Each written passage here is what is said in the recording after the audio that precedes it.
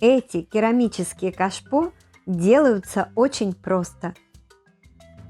Жестяную баночку покрываем не толстым слоем массы папье-маше. Это поможет сэкономить массу для лепки и послужит надежной основой для моего керамического покрытия.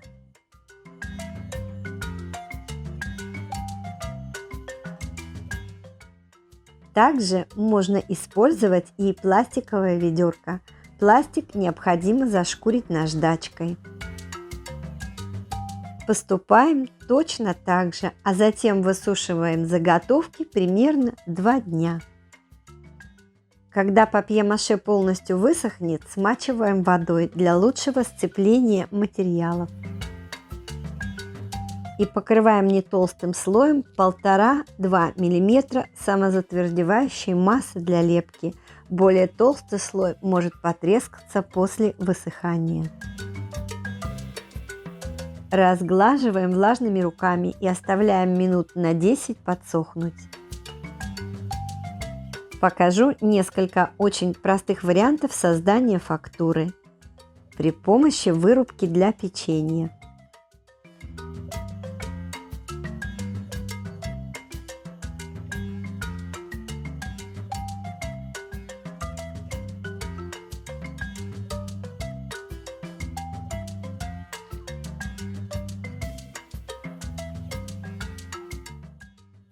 Крышечки разных размеров и соломинки для коктейля.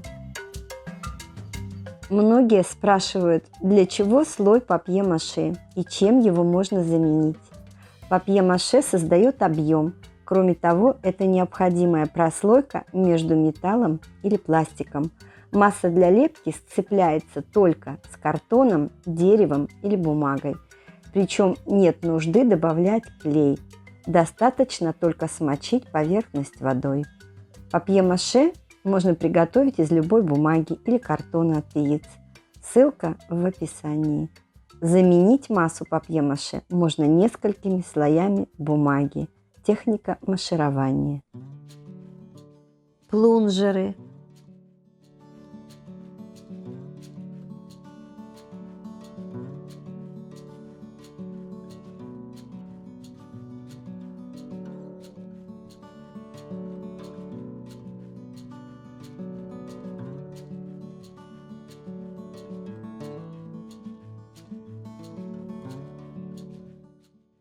Таким же образом можно переделывать пластиковое кашпо любого размера.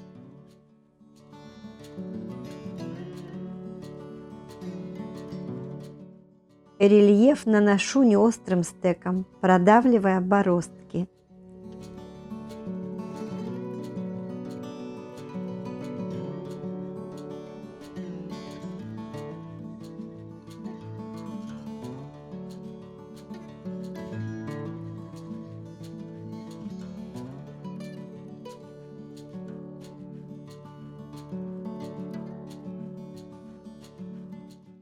Теперь несколько простых техник окраски. Окрашиваю акриловой краской, разведенной водой.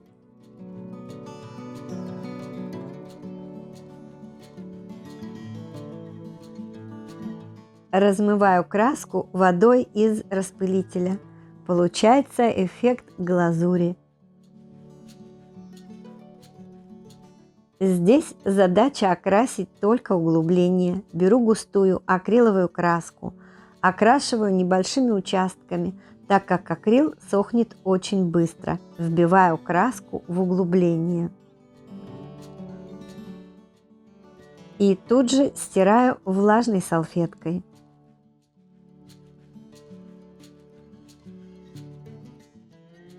Это можно делать и пальцем.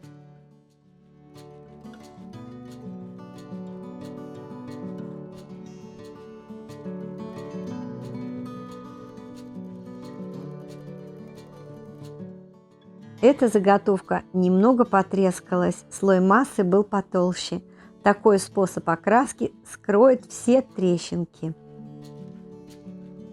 Окрашиваем так, чтобы краска попала во все углубления.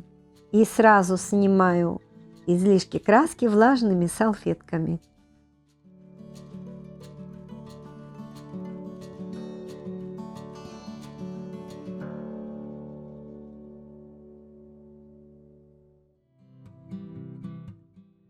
Ведерко окрасила сегментами так, чтобы углубления остались белыми.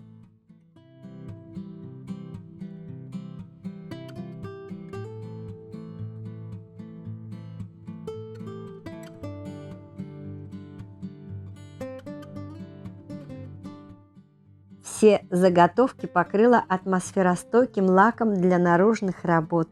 Это придало более керамический вид моим кашпо.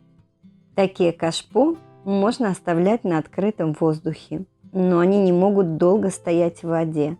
Для сада лучше приготовить самодельную массу для лепки из шпаклевки. На платформе есть множество рецептов. Совет.